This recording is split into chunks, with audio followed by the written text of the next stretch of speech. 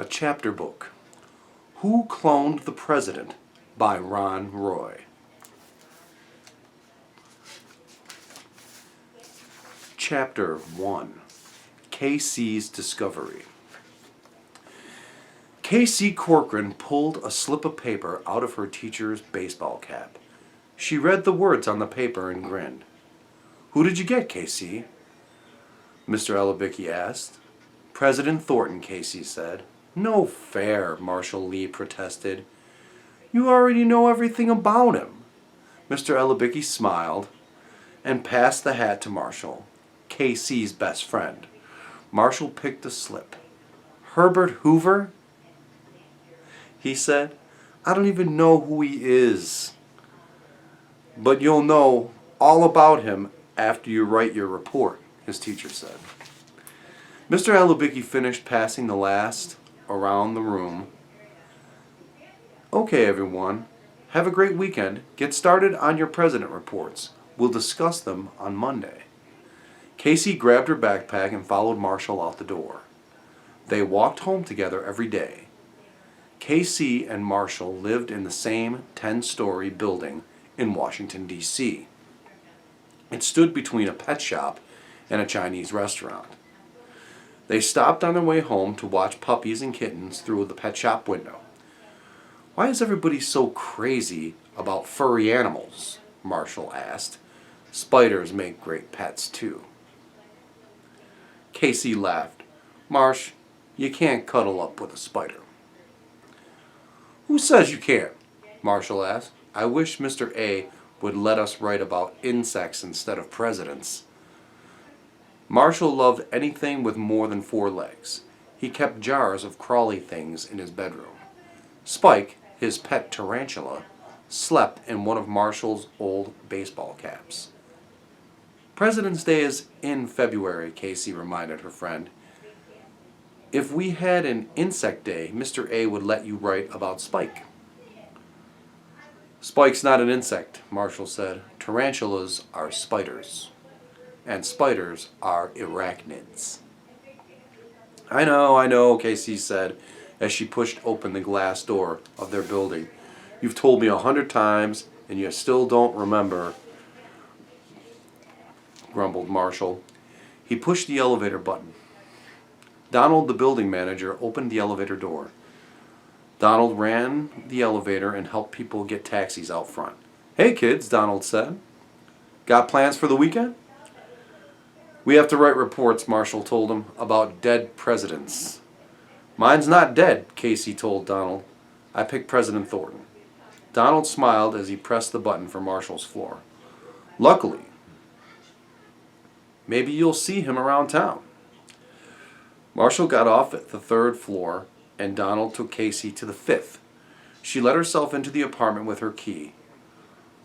Lost and Found, her 2 kittens, came skidding across the wood floor when the door opened. K.C. rubbed their bellies, then headed for the kitchen. A note was taped to the fridge. "K.C., I'll be home around 6. Have a snack. Love, Mom." K.C. grabbed a banana and walked into the living room. Lost and Found scurried after her. She pulled Your Presidents from a bookshelf and looked up President Thornton. "Listen," she said to the kittens. "Zachary Thornton had 5 brothers and sisters. He raised chickens and sold eggs to help his family. Then," the caption of a picture caught her eye. "As a Boy Scout, Zachary Thornton earned 12 merit badges," she said. "See? Marshall was wrong," K.C. mumbled. "I don't know everything about President Thornton. I had no idea he got 12 merit badges as a scout." K.C. marked the page, then switched on her mom's computer. She logged into the internet and found more about President Thornton. "Zachary Thornton is our 4th left-handed president," K.C. read. "Oh, cool. We're both left-handed," K.C. said. She kept reading and noticed a headline from the Washington Post newspaper. "President Thornton says no to human cloning." K.C. read the rest of the paragraph about scientists cloning animals. Marshall had told her that some scientists wanted to clone humans. I'm glad the president said no, she said. I only want one of me. Casey shut off the computer and turned on the TV. She flopped on the sofa and pulled the kittens into her lap. Cindy Sparks, the White House reporter, was just signing off. Someday that'll be me, Casey told her kittens. She planned to become a TV anchorwoman after college. Casey peeled the banana and channel surfed. She found a live special on President Thornton at a press conference in the White House. Tomorrow morning, said President Thornton, I will make an announcement that will change human life forever. Then, someone handed the president a stack of papers. He signed them slowly, as if he was tired.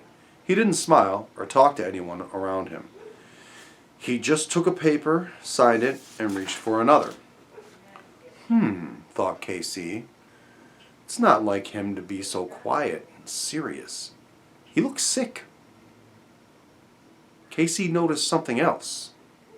That's weird, she said. She called Marshall and told him to turn on Channel 3.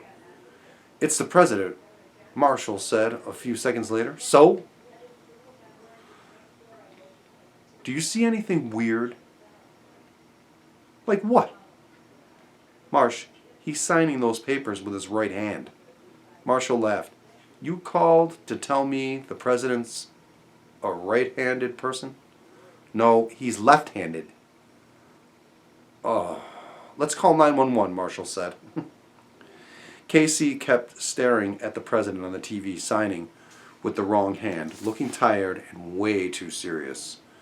Almost like a different person. Her imagination kicked in. What if this guy was a fake? What if the real president has been kidnapped? What if he'd been drugged? Or Casey shook her head. She could almost hear her mom warning her for the millionth time not to jump to conclusions. Then she remembered that headline. President Thornton says no human cloning. That's it, cried Casey. Marshall, get up here right now, she yelled into the phone. Someone cloned the president. End of chapter 1.